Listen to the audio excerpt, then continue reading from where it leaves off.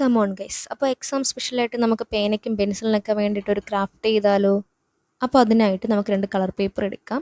ഞാനിവിടെ യെല്ലോയും വയലറ്റ് പേപ്പറാണ് എടുത്തിട്ടുള്ളത്. നമുക്ക് ഇഷ്ടമുള്ള കളർ പേപ്പർ ഇവിടെ എടുക്കാവുന്നതാണ്. കളർ പേപ്പർ ഇല്ല എങ്കിൽ നമുക്ക് നോർമൽ വൈറ്റ് പേപ്പർ വെച്ചിട്ട് ഇത് ട്രൈ ചെയ്ത് നോക്കാവുന്നതാണ്. അപ്പോൾ ഞാൻ ഈ കാണിക്കുന്നത് പോലെ രണ്ടായിട്ടൊന്ന് ഫോൾഡ് ചെയ്ത് കൊടുക്കുക. അപ്പോൾ നമുക്ക് 3 പാർട്ടായിട്ട് കിട്ടും.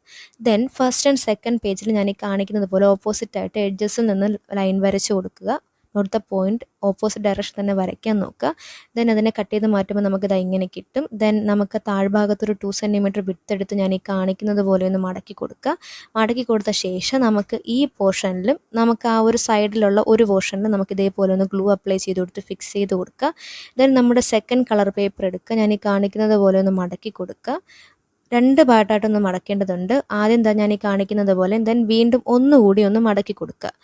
ഇത് മടക്കി കൊടുത്തതിന് ശേഷം ഇത് ഓപ്പൺ ചെയ്ത് നോക്കുമ്പോഴത്തേക്കും 4 പാർട്ടായിട്ട് നമുക്ക് കിട്ടും.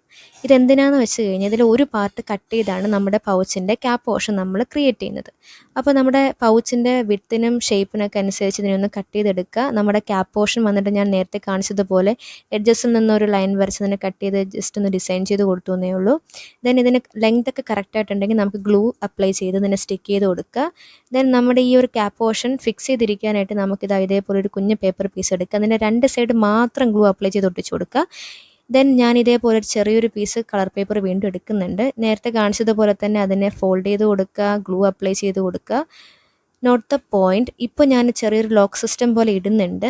അത് താൽക്കാലികമായിട്ട് ഇട്ടതാണ്, ബട്ട് നമുക്ക് ഗ്ലൂ അപ്ലൈ ചെയ്ത് കൊടുത്ത് സ്റ്റേബിളാക്കി അതിനെ വെക്കണം.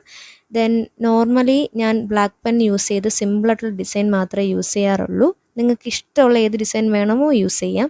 എക്സാം ടൈം ആയതുകൊണ്ടും പെട്ടെന്ന് ടൈം കൺസ്യൂം ചെയ്യണം എന്നുള്ളത് കൊണ്ടുമാണ് ഞാൻ സിമ്പിളായിട്ട് ബ്ലാക്ക് പെൻ ഇട്ടതാ ഇതേപോലെ പെട്ടെന്നൊരു ഡിസൈൻ ഇട്ട് പോകുന്നത്. അപ്പോൾ നമ്മുടെ പകുതി പരിപാടി ഇതോടുകൂടെ കഴിഞ്ഞിരിക്കുകയാണ്.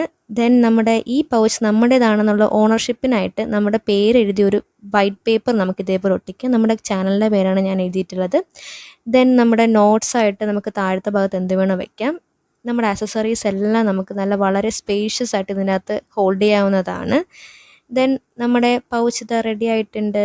ഇത്രയേ ഉള്ളൂ, സിമ്പിൾ പരിപാടിയാണ്. നമ്മുടെ നോട്ട്സ് ആയിരുന്നാലും അക്സസറീസ് ആയിരുന്നാലും സേഫ് ആയിട്ടിരുന്നോളും. പേപ്പർ ആയതുകൊണ്ടൊന്ന് സൂക്ഷിക്കുക. അപ്പോൾ ഇഷ്ടമെങ്കിൽ ലൈക്ക് ചെയ്ത് സബ്സ്ക്രൈബ് ചെയ്ത് കൂടെ കൊടുക്കൂ.